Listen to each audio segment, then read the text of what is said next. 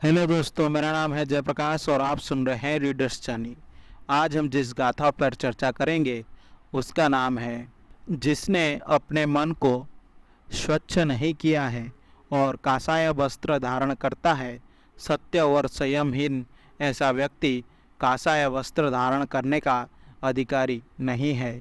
जिसने अपने मन को स्वच्छ कर दिया है और तब वो कासाय वस्त्र धारण करता है, सत्य और संयम युक्त ऐसा व्यक्ति कासाय वस्त्र धारण करने का अधिकारी है।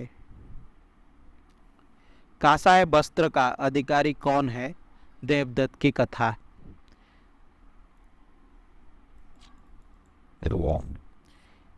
एक बार अग्रश्रावक शारिपुत्र तथा महामोगलान अपने भिक्षुओं के साथ राजगृह में चारिका के लिए निकले। राजगृहवासी उन्हें 2, 3 या बड़े समूह में दान देने लगे। भंते सारिपुत्र ने उन्हें दान की महिमा समझाते हुए बताया, कोई व्यक्ति अगर स्वयं दान तो करता है पर दूसरों को दान के लिए प्रेरित नहीं करता, वो अगले जन्म में स्वयं तो भोग ऐश्वर्य प्राप्त कर लेता है परंतु परिवार संपत्ति प्राप्त नहीं करता। कोई व्यक्ति जो स्वयं तो दान नहीं करता पर दूसरों को दान देने के लिए प्रेरित करता है, वह अगले जन्म में परिवार संपत्ति प्राप्त कर लेता है पर स्वयं कोई भोग ऐश्वर्य प्राप्त नहीं करता। जो व्यक्ति ना तो स्वयं दान देता है और ना दूसरे को दान के लिए प्रेरित करता है, वह अगले जन्म में ना तो कोई परिवार संपत्ति प्राप्त करता है और ना स्वयं कोई भोग ऐश्वर्य प्राप्त करता है। उसे भोजन भी दुर्लभ हो जाता है। इसके विपरीत चौथे किस्म का आदमी वो होता है जो स्वयं भी दान देता है और दूसरों को भी दान देने के लिए प्रेरित करता है। ऐसा व्यक्ति अगले जन्म में स्वयं सैकड़ों हजारों गुना भोग ऐश्वर्य प्राप्त करता है और साथ ही साथ उसी मात्रा में परिवार संपत्ति भी पाता है और इन भोगों का उपभोग भी करता है। दान की महिमा सुनकर एक समझदार पुरुष ने विचार किया, दान की महिमा बड़ी ही अपरंपार, क्यों ना भोजन के लिए भिक्षुओं को निमंत्रित किया जाए। ये सोचकर उसने भिक्षु संघ को अपने आवास पर अगले दिन भोजन के लिए निमंत्रित किया तथा घर घर घूमकर लोगों से दान ले लिया। जिसने भोजन व्यवस्था अच्छी तरह से हो सके, किसी धनी व्यक्ति ने उसे उपासक को एक बहुमूल्य कपड़ा देते हुए कहा, अगर भोजन दान का आयोजन करने में पैसे की कमी पड़ जाए तो इस बहुमूल्य कपड़े को बेच देना और उस पैसे से बची हुई कमी पूरी कर देना। अगर कमी ना पड़े तो फिर इस कपड़े को किसी योग्य भिक्षु को दान कर देना। कार्यक्रम का आयोजन ठीक से हो गया, किसी चीज़ की कमी नहीं पड़ी। तब उस उपासक ने अन्य दानकर्ताओं से कहा, दान कर्म बिना पैसों की कमी के पूरा हो गया, इस कपड़े को किसे दिया जाए? किसी ने सुझाव दिया, स्थिवीर सारिपुत्र ही इसके योग्य हैं। किसी अन्य ने कहा, भिक्षु देवदत्त धान पकने के समय से ही हम लोगों के साथ रहा है, अतः ये वस्त्र उसे ही दे दिया जाए। विचार विमर्श हुआ, बहुमत भिक्षु देवदत्त के साथ था, अतः वह वस्त्र देवदत्त को दे दिया गया। देवदत्त के पास कासाय की कमी नहीं थी।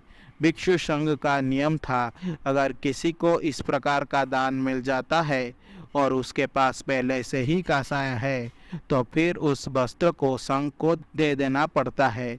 जिस भिक्षु को वस्त्र की आवश्यकता होती वो वस्त्र उसे ही दिया जाता।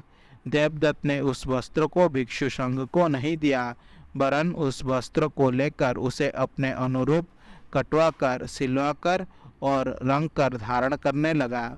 आम जनता ने देवदत्त को वो वस्त्र धारण किए देखा। वे अपने आप को रोक नहीं सके और आपस में कहने लगे, ये वस्त्र देवदत्त के ऊपर शोभा नहीं देता, इसके सही पात्र तो भंते सारिपुत्र लगते हैं। बुद्ध उन दिनों श्रावस्ती में विराजमान थे।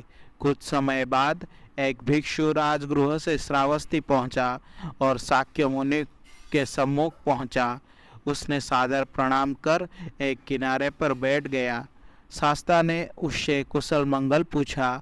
बातचीत के क्रम में उसने राजगृह की घटना बताई कि किस प्रकार देवदत्त नूतन वस्त्र धारण कर विचरण कर रहा था और लोगों में इस बारे में आक्रोश था।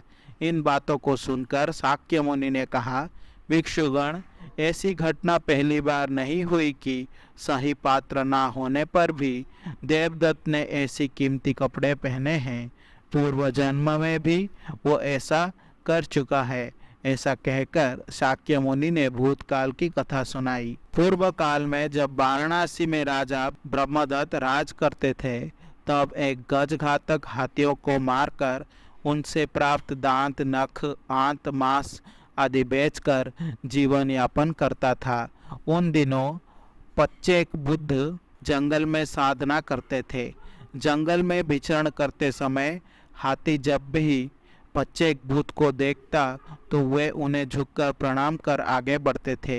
एक दिन गजघातक ने देखा तो सोचा, इन हाथियों को मारना बड़ा ही आसान है। अगर मुझे भी कहीं से कांसाय वस्त्र मिल जाए तो उसे पहनकर मैं इन हाथियों को आसानी से मार सकूंगा। ऐसा विचार कर वो कांसाय वस्त्र की खोज में लग गया। एक दिन उसने किसी भिक्षु को वस्त्र उतार तालाब में स्नान करते हुए देखा। उसने भिक्षु का वस्त्र चुरा लिया। वो उसे ओढ़ कर बैठने लगा। हाथी जब उसे प्रणाम कर आगे बढ़ते तो वो अंतिम हाथी को भाला मारकर उसकी हत्या कर दिया करता था। उसका दांत आदि निकाल कर बेच देता था तथा बचा हुआ अंश धरती में गाड़ देता था। आगे चलकर बोधिसत्व हाथियों के राजा बने। वह बोधिसत्व हाथी भी अपने पूर्वजों की आदत के अनुसार गजघातक को प्रणाम कर आगे बढ़ता था। एक दिन हस्तिराज ने अपने साथियों से विचार किया, लगता है हमारी संख्या प्रतिदिन घटती जा रही है। अगर कोई हाथी यहाँ से कहीं जाता तो बिना बताए नहीं जाता। अवश्य ही कोई हमारे साथ शत्रुतापूर्ण व्यवहार कर रहा है। मुझे उस कांसायधारी पर शक हो रहा है। एक दिन सभी हाथियों से मंत्रणा कर गजराज ने हस्ती समूह को आगे भेज दिया और स्वयं सबसे अंत में चला। प्रतिदिन की तरह उस हत्यारे ने हाथियों को प्रणाम कर चले जाने पर राजा हाथी पर भाला फेंक दिया। हाथी सावधान था। वो मुड़ गया और भाले के वार से बच गया। उसने उस गजघातक को पकड़ लिया और उससे पूछा कि क्या उसने हाथियों की हत्या की थी। हत्यारे ने अपनी गलती स्वीकार कर ली। तब हस्तिराज ने सोचा, अगर मैं इसकी हत्या कर देता हूँ तो 1000 बुद्ध, पच्चेक बुद्ध और क्षीणश्रव भिक्षुओं को ये सोचकर लज्जा होगी कि कांसायधारी भी जीव हत्या करते हैं। ऐसा सोचकर हाथी ने उस घातक के प्राण नहीं लिए और उससे ये कहा, संसार से विरक्त भिक्षुओं के वस्त्र पहनकर तुमने हत्या करके बहुत बड़ा पाप किया है। तुम उस कांसाय वस्त्र के अधिकारी नहीं थे। जो व्यक्ति भीतर से निर्मल और पवित्र है वही कांसाय वस्त्र का अधिकारी है। शाक्य मुनि ने कथा सुनाते हुए बताया, उस जन्म में हाथियों की हत्या करने वाला देवदत्त था और हाथियों का राजा मैं था। इसी प्रकार अधिकारी ना होते हुए भी देवदत्त ने भूतकाल में भी कांसाय वस्त्र धारण किया था। ऐसा कहकर शास्ता ने ये 2 गाथाएं सुनाई। आशा करता हूँ कि आपको ये 2 गाथाएं अच्छी लगी होगी।